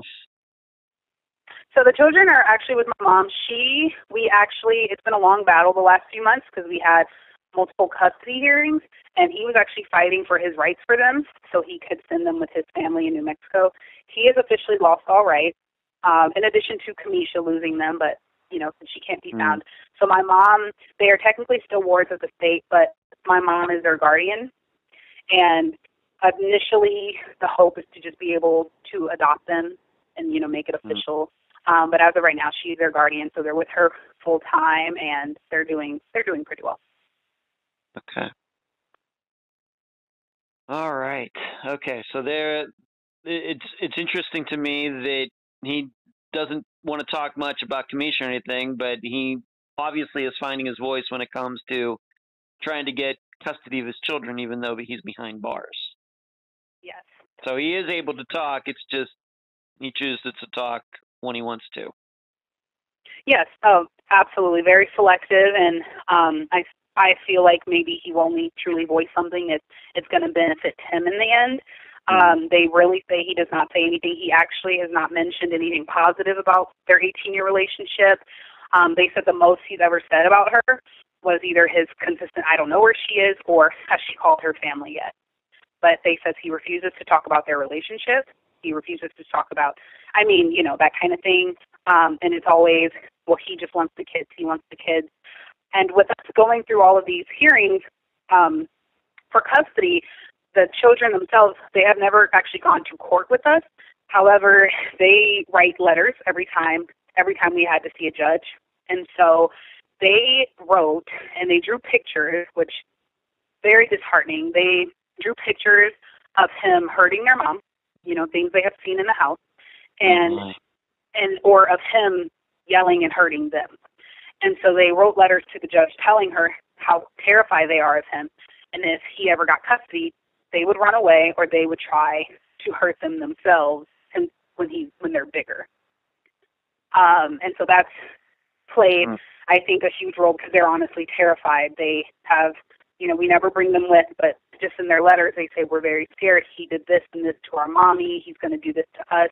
Please don't make us go back. And there's been a lot of pictures drawn of him, hurting Camisha, for example. She's on the floor crying and bleeding, and he has, his fist of going, and that's just a drawing by, 8 and 6-year-olds. The 11-year-old doesn't draw as much, but that kind of thing. So they're honestly afraid of him. They say he is a monster, that he is a mean man.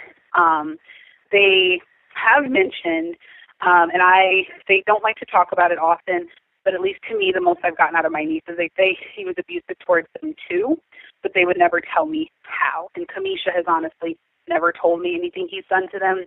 I do know he was extremely verbally abusive, and so he swore at them a lot and called them a lot of really nasty things that you would never think to call children. And so they're definitely afraid of him. Okay. What is, if they've said anything at all, what is his family, who I guess they're in New Mexico, you said, the state of New Mexico. Have they said anything about any of this at all? No, we have honestly not been in touch with any of them. We don't even know any of them. He does have 2 siblings that actually live here in Omaha. They have not associated with him for years. So to my understanding, I know my mom had actually run into a brother of his here, and he said, "I'm sorry for what's going on." And and he said he had actually always told Camisha to get away from his brother because he knew he wasn't a good guy. So the 2 that are here have never really associated with him. They say he's sadistic, crazy, whatever you want to call it. And the ones in New Mexico have never reached out to us. We've only seen one family member in court, and that was actually his mom who flew down. She didn't say a word to us. We've had, honestly, some, I guess, Facebook spats with them where, just my mom and myself have gotten messages, and I don't know if it's been, a cousin or a sister or whomever, but they let us know, I'm a family member of Marvin, and I don't appreciate that you guys are making him seem like he's an abuser or like he's a bad person. How do you guys know didn't abuse him? That kind of thing. And I have not gotten any since last year, but when I did, I would just block them. I wouldn't worry about it. But yeah, we have literally had no interactions with them. I can't tell you anything about any of them. It's been since April 2nd, 2018. It's now July 13th, 2019, so roughly a year and 3 months. What has this been like for you, Caprice, and your brothers and your mother and the rest of your family? It's been painful. So I have a lot of Camisha's belongings in my house just because of when we had to clean out her home. We didn't want to get rid of a lot of things. So every day I look at pictures of her. I look at things we went and bought at the store together, that kind of thing. And it really, really hurts, especially with me always thinking she was such a good person. At the end of the day, he could do whatever, and she would still have, something in her that made her want to love him and care for him. So we're all frustrated. We're all bitter. We're grumpy. We're mad at her. We're mad at him. We're mad at everything. It's extremely difficult. And for me, it's so much harder, I think, because I'm 27. I'm her younger sister, and I worry, am I going to live the rest of my life, depending on however long I live, without ever knowing where my sister is? I always hear the cases where people, they're never found. Yes. Hundreds of, I don't know if I can live like that. And so it is extremely discouraging. It's extremely disheartening. And to know that someone that was honestly just such a good person to be robbed of their life by someone so selfish, it kills me. And so my family, it's hard. And we try not to talk about it. Everyone tries to go day to day, just doing their business, as normal. But it's really difficult. It really shifted a lot of things, and I think it's even harder with the kids because they don't understand, especially the youngest. Initially, when this all happened last year, she just wasn't comprehending what was going on, to where she was actually thinking Camisha just abandoned them. And so we didn't necessarily want to say, your dad or someone did this, because we also didn't know. And I didn't want to put false, information in her head. But it was kind of difficult to get away from. She didn't abandon you. Something just happened. you know. And so it's been really hard on them, and not, you know, they only ever had that one parent. So to only really have a mom that cares for you, that loves you, that takes care of you, and then for her to just up and go and never come back, it's really difficult on everyone. For me, you know, my house, I bought my house last year, and I closed on April 2nd, the day this all happened. And it still just kind of sits in the back of my head because we had plans that day. She was going to come over and see the new house. We were already going to start figuring out, you know, what we're painting, this and that. Like, Camisha was great at interior decorating and really just anything. So we had plans, and I closed the day my sister was potentially murdered, you know. So it's all just been extremely, it's unreal. It is very unreal. And it hurts. I find myself full of anxiety and honestly depression every day. If I call my mom and she doesn't answer, I'm freaking out because she always answers. So when she doesn't, I immediately think something happened to her too, and I am all sorts of just, you know. So it's definitely been life-changing. And every day we're just hoping she surfaces one way or another. But it's really hard. And the kids, they're doing well, but they're also struggling because we get the questions every now and then, well, where is she? And the oldest has actually told her younger sister, you know, Daddy hurt Mommy and she's not coming back. But they don't seem to get it. So we don't really know how to say anything. We kind of leave that up to their counselors that they see, which are in therapy 3 times a week, all 3 of them. So yeah, it's been terrible. And I just hope that we don't have to go for many, many more years without ever knowing where she was or where she is. Yeah. And of course, in the back of my mind, I just always think, I hope whatever happened was quick and easy and that she didn't have to think about someone rescuing her kids or this and that because, you know, they were all she thought about. She lived for them like no other. I mean, she did what she had to do, and her girls were her everything. So it sucks, but, you know, we are pushing along as best as we can.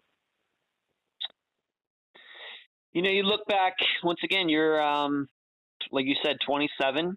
You look at their relationship of the last 18 years, and being that you knew that it was abusive and everything, do you think that you could have ever predicted this happening? Or, you know, how did you think that this, when you were watching their relationship and it being bad, you know, was this something that I don't want to say predictable, but is there any other way that this could have gone, knowing what Marvin was like? I honestly, in the back of my head, I personally always thought that it would end badly. But I never thought she would be the one. I guess I was just keeping up hope that, you know, if something ends badly, it's because she's able to finally defend herself. And, you know, it ends that way. Or maybe he actually goes to jail and has to spend time in jail, and that gives her time to rebuild her life and move away and start over. Mm-hmm. I never expected it to end this way. But I knew it wouldn't have a happy ending. It couldn't. And, you know, we have progressively seen it get worse. I mean, I could share some of the stories, if that would matter, just of how it's the fighting has escalated. No, I think that the listeners got a very good idea of how bad this relationship was, and I have to tell you that it has to be one of the worst sounding relationships that we've covered on Unfound. Just to be honest, and we've had ones where it's believed that husbands have gotten rid of their wives, and we heard about those relationships too. But just off the top of my head, this sounds like one of the worst relationships that one of a missing person had been in, that at least this program has covered. Yeah. It really does. In fact, I think you told me a story where she would be at work and he would insist that she have her phone on so he could watch her. Did you tell me that? Yes. So she had an iPhone, so she, you know, could FaceTime or whatever it is. Everywhere she went, so even if I was at the gym with her, if we were in church, that phone had to be on, or he would call every 2 seconds. Literally was glued to her ear. So at work, for her lunch breaks, she would have to put the phone in the middle of the table and either like on FaceTime so he could see, or it would just be on a regular phone call so he could hear. She would never speak to him. He just had to know who she was sitting with, eating with, talking with, etc. And she, a coworker that had went forward to police said she asked Camisha, she said, I worked with her for 7 years. For 7 years, that phone was in the middle of the table for 7 years, for whatever phone she had. Wow. And so she said she would often ask her, well, do you need to speak to him? Like, do you need to sit by yourself? Is it private? And she says, Camisha actually told her, no, he just needs to hear the background and like who I'm talking to, but I don't have to speak to him. And it had become such a norm for her. Everywhere we went, she would just kind of like, you know, tilt her head to the side to kind of hold it in between her shoulder. It doesn't matter what she was doing. The phone stayed on. And God forbid she didn't answer that phone because, you know, yeah, whatever, that meant something was going on. So everywhere she went, I know on Easter when we were together, he kept calling. He kept calling. He kept calling. And that's when she was telling me, I'm so tired of him. I'm tired. He would even ask her, where are you? And she said, I'm still here. I'm still at my mom's house. You know, we're still eating. We're still whatever. He kept calling. So if the phone couldn't be on, then it was consistent calls back to back. And he was able to do that since he did not work and he sat in the house all day. When has the prosecutor been able to give you an idea of when this trial is going to be? I'm taking for granted that Marvin is pleading not guilty to this, or do you know? I do not know on that 100%, but I do know our trial preliminary is actually set for July 23rd of this year. Okay, so 10 days from now. Okay. Okay. And I hope that when that happens, I'll be looking for news on it, and you can contact me, and you know, please let me know how it goes. You know, so we can you know, so we can let the listeners know, of course. Please. More evidence. They did tell me more evidence will be announced then, in addition to surveillance footage. So we're all pretty excited to see what they have. Great. Okay. Do you have a Facebook page or anything set up for Camisha? So the only page we ever had, because she had her own personal page, of course, but there was just a search for Camisha page, and that was just because we had actual search parties going out, tons of volunteers, and we did probably at least maybe 8 or 9 last year. And so in that group, there's just a lot of people that are always willing to help go search. At this point, we're at a standstill, so I usually just share all the news articles there, so everyone that did help can keep up. Okay, well, that's where I will direct them. If you're posting stuff about Camisha and the progress of this trial and everything, then I will direct the listeners to that page. Okay. All right, so I will be linking to it by the time that the listeners hear our voices, which this will be coming out on July 19th. By the time that they hear our voices, I will have linked to that so people can keep updated on whatever you're putting there. Okay? Okay. All right, great. Any last words before we complete this interview, Caprice? No, I don't think so. Okay. Listeners should know that being that the listeners have been with me for a long time, they know that I'm in contact with Tad Tobias, who, of course, is a specialist in no-body murder cases, and listeners should know that I put Caprice in contact with him. And we'll just leave it at that for now. But I know I'm going to get a lot of questions about that because it always comes up when we start talking about the prosecution of no-body cases. So, Caprice, I hope you will keep us all informed regarding all of this, and I appreciate you being on this episode of Unfound. Yeah, absolutely. Thank you for having me. I appreciate it. You're welcome. And that was my interview with Caprice Hollis, sister of Camisha Hollis. I deeply appreciate her joining me and all of you on this episode.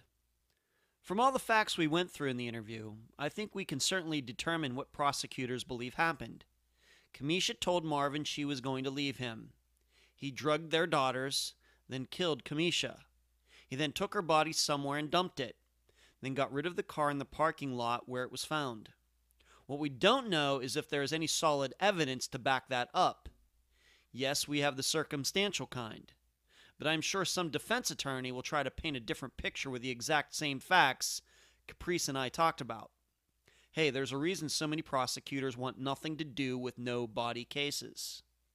And that brings up a good question. Why are they moving forward with this murder case? What makes prosecutors in Omaha different from all the others in all the other jurisdictions Unfound is visited with its cases? The answer is, I don't know. I can only guess. And my hope is they have many more facts than Caprice and I know about. Were there signs of violence in the home? Was there blood or something else in Camisha's car? Could one of those security cameras in the house have caught something that Marvin didn't want seen? If any of these are true, then I can see why prosecutors charged him. If not, then I got to tell you, I'm worried. There's something else, though. Marvin himself. And before I say anything, I want you to know that I believe he knew exactly what he was doing when he murdered Camisha.